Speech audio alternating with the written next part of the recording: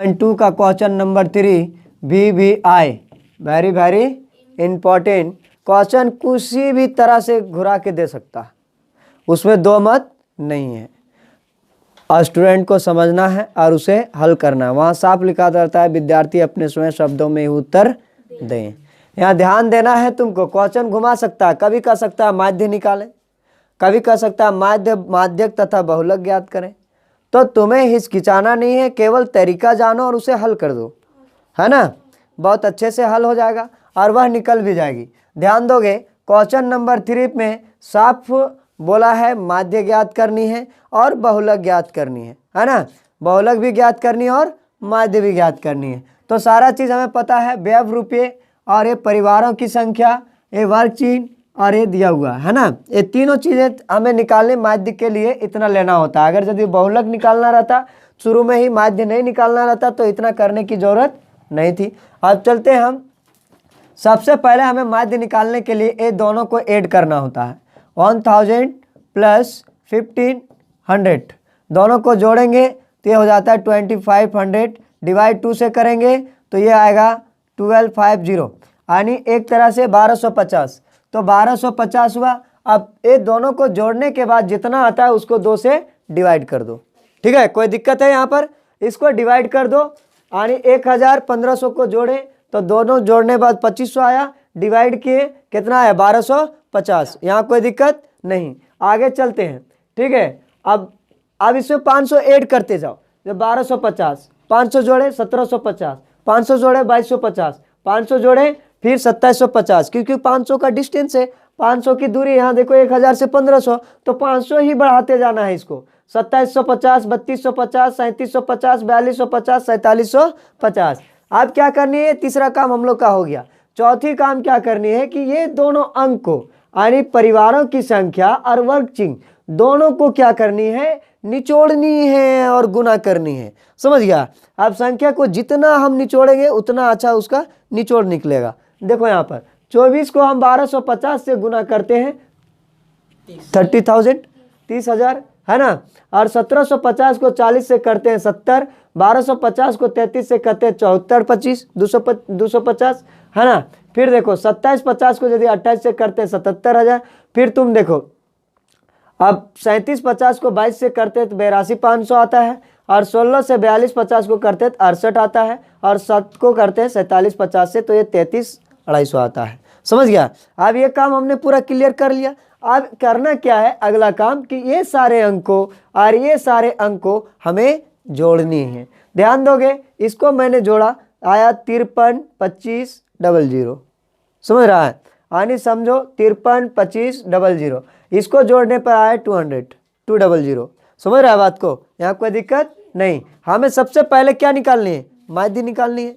तो माध्य के लिए हम कुछ नहीं कर सकते, बस माध्य बराबर लिख देंगे सिग्मा ds, उसके बाद उसको जो है डिवाइड कर देंगे। 200 से मैंने डिवाइड कर दिया, बस क्लियर ही दैट।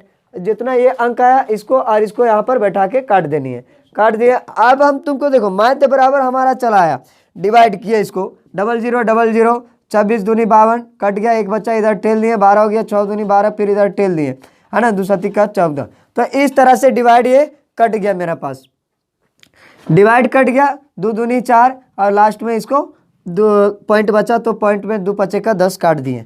चलो यहाँ पर हमारे पास आ गया, ये कटने के बाद माध्य मेरा इतना आया 26, है ना, 62.5, 26 62.5, ये हमारा आया कटने के बाद। अब अगली पीढ़ी, माध्य तो हमारा ज्ञात हो गया। अब हमें अगली काम करनी है, जो काम है वह काम हमारे लिए है कि हमें बहुलक भी ज्ञात करनी है। क्या ज्ञात करनी है? बहुलक। तो हमें बहुलक के सूत्र से चलना होगा। और देखो सबसे बड़ी चीज़ है, तुम लोग घर जाते हो, है ना, पढ़ करके, तो तुम लोग एक काम करो, कम से कम जितने सारे फॉर्मूले हैं उसे याद करो, माइंड में रखो। एग्जाम में आए तो सोचना ना पड़े कि कौन सा फॉर्मूला किस में बैठेगा। क्वेश्चन देखते ही साथ तुम्हें आंसर आ जानी चाहिए कि ये मैं जानता हूँ। इसके लिए उसको स्ट्रगल करनी होगी, तो तुम लोग को मेहनत करना होगा। जहाँ दिक्कत होगा हमें पूछो बहुलक के सूत्र से। तब बहुलक को निकालने के लिए मानना पड़ता है। क्या मानना पड़ता है? सबसे पहले देखो F1 ये अंकों में से सबसे बड़ी अंक है, उसी के सीधे में हम F1 को मानेंगे, है ना। उसके जस्ट ऊपर वाला को F0, जस्ट नीचे वाला को F2 और इसके सीधे वाले को हम L मानेंगे। समझ रहा है। देखो मैंने यहाँ मान बैठा है, F माने हैं यहाँ पर 40 है, F1 और F0 है 24, F2 है 33 और H जो है इसकी दूरी जो है एक तरह से डिस्टेंस जो है वो कितनी की है, 500 का है। तब 500 हमने ले रखा है, लिया कि नहीं।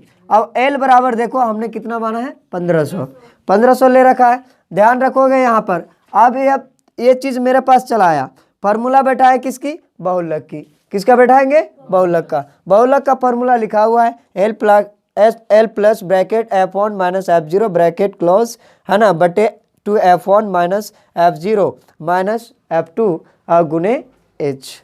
यही फार्मूला है, इसी को हमको बैठाना है। सारा चीज़ निकाल के रखे हुए हैं, इसको उठा के यहाँ रख दो, यहाँ रख देना है बस।